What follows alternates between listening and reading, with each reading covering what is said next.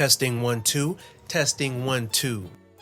Alright, so today's video is more so of an organized rant where I've been dwelling on this topic for the past few hours, and I think it's finally cohesive enough that I can get it out without anyone trying to harp on my back about my opinion. And at the end of the day, that's what it is. But along with this opinion, I have a firm belief as to why the millennial generation is the one generation that is deeply connected with Michael Jackson more than any other generation. Let me spell it out again. The millennials, as in us, my generation, is deeply connected with Michael Jackson more than any other generation. I know, you baby boomers are gonna hop in and say, no, we're the generation that actually grew up with Michael Jackson.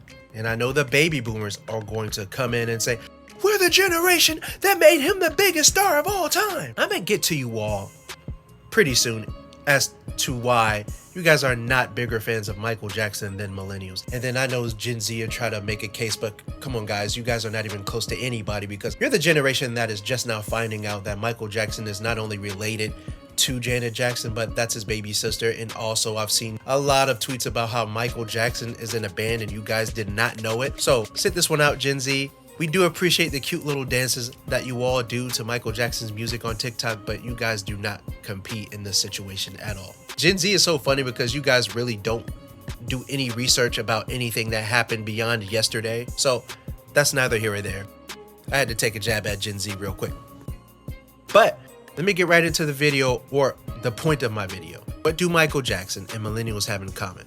First and foremost, I'm gonna lay it out and say that the world knows, by and large, millennials are the most nostalgic-centric generation this world has ever seen, where we have been known to go through depressive spells when we get to thinking about the childhood that we once had and will never come back.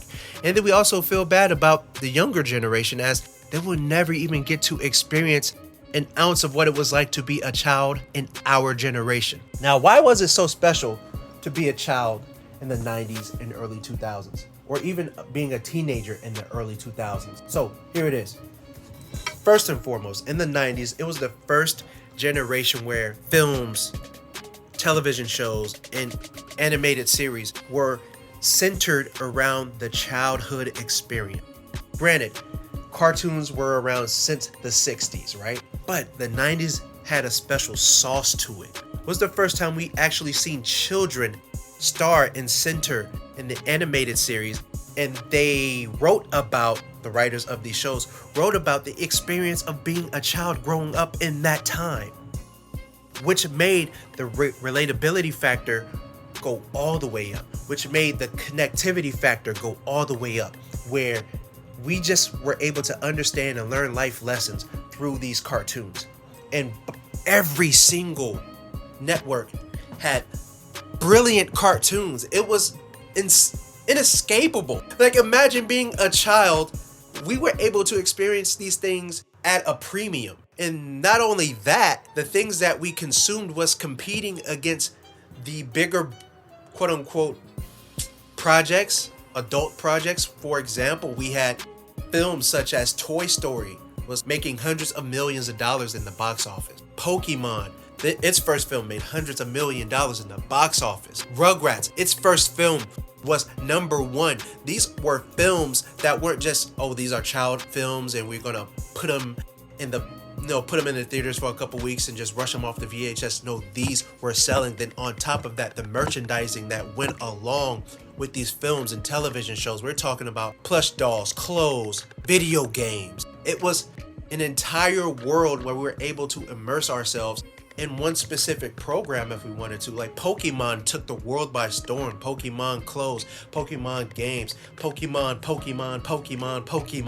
Like, what are we talking about? Trading cards. And it doesn't just stop there. Teenage acts were dominating charts as well. We're talking about Lil Bow Wow was one of the biggest rappers in the world in the early 2000s. NSYNC, one of the biggest groups of all time. JoJo was singing her little heart out. Even Brandy had an amazing run in the 90s. And the list goes on and on. We're talking about child stars Mary-Kate and Ashley were amongst some of the biggest stars on television. Jaleel White, one of the biggest stars of all time in television. It just doesn't stop. And the fact that these were all kids dominating in their areas and field. Raven-Symoné, the queen of Disney, was not only a Disney star, but she was a star before she hit Disney.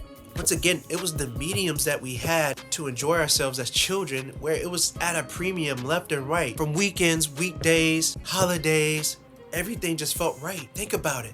Being a child in the 90s, where you can go to Toys R Us and just live your wildest dreams for 30 minutes to an hour, play with all the toys, ride the bikes, go to Chuck E. Cheese, play with all of the games, extraordinary arcade game. Then you go home and you watch Nickelodeon or Cartoon Network, or you pop in your favorite film.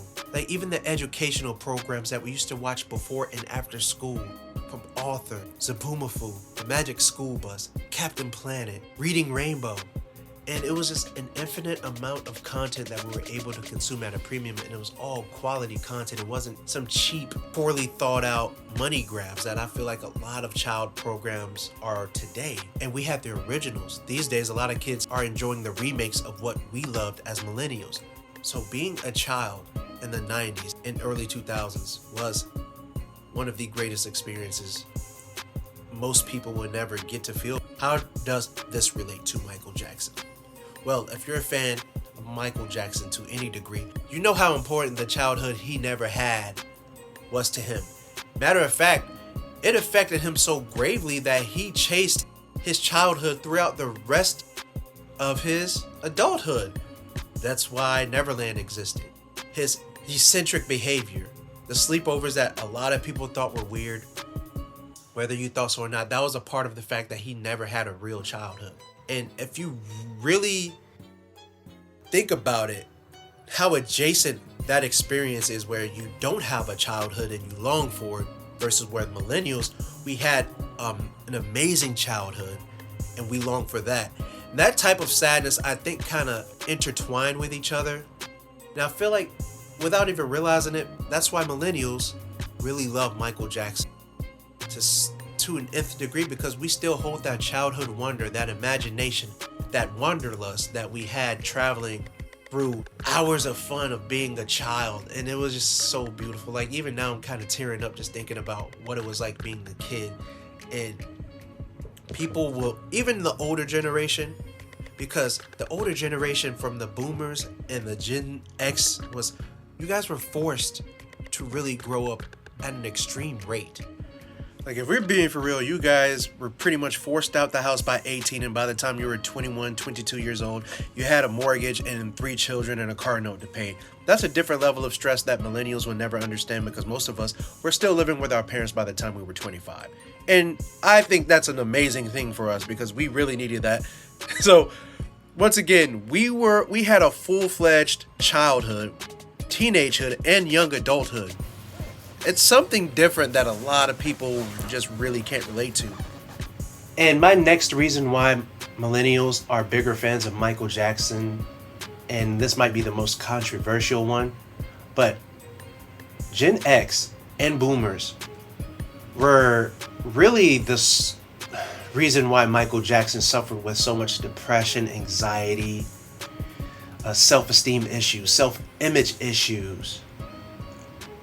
All of the things that went wrong in Michael Jackson's life all started with the media around that time. But it's not even just the media, because the media can say what they want. But when the general population begin to go along with what the media is telling them to believe, that's when I have a problem with that said generation, Generation X and the boomers, right? Because when Michael Jackson's facial changes were a huge topic, when his identity was a huge topic, when his orientation was a huge topic, when him and those allegations were a huge topic, your generation by and large, which I've watched a lot of documentaries around that time, you guys were so easily swayed and manipulated into believing that Michael Jackson was just the biggest freak on earth. But our generation, my generation, We watch so much footage and archives and documentaries on Michael Jackson. We know that he's one of the most amazing humans to ever live, one of the most misunderstood humans that ever lived. And quite honestly, your generation honestly didn't deserve someone like him. And I'm sorry, I don't care if you guys get offended, but that's just my truth or how I feel about it. Because for you guys to be so easily swayed, and the media was able to control how you all felt about Michael Jackson, and even still to this day, millennials go to bat for Michael Jackson and those fake allegations. Whenever someone tries to talk negative about his appearance, people will argue or go left and right and up and down and defend Michael Jackson and call him a beautiful human being. But it's the older people who will still make negative comments about his appearance or make negative comments about the fake allegations that he was acquitted of. And it's amazing because, once again, it's the older generation's fault why he suffered through so much depression and turmoil with himself. So if you disagree, let me know in the comments. But once again, we just love Michael Jackson as millennials because we miss our childhood. You need a word to explain about our childhood. And no one's touching us when it comes to that Michael Jackson fandom. So that's my opinion. By the way, I have a new spoken word album out called Morlander Soul. Go ahead and search it in the search bar if you're interested in listening to my poetry. I will also link my spoken word album in a playlist on my page, so you can check that out as well. Thank you all for listening. And by the way, I didn't really take much time editing the video portion of this because I know most of y'all don't really watch YouTube videos. Y'all have it playing in the background while y'all washing dishes or whatever, which I greatly appreciate because that puts less pressure on me to make this an aesthetically pleasing video.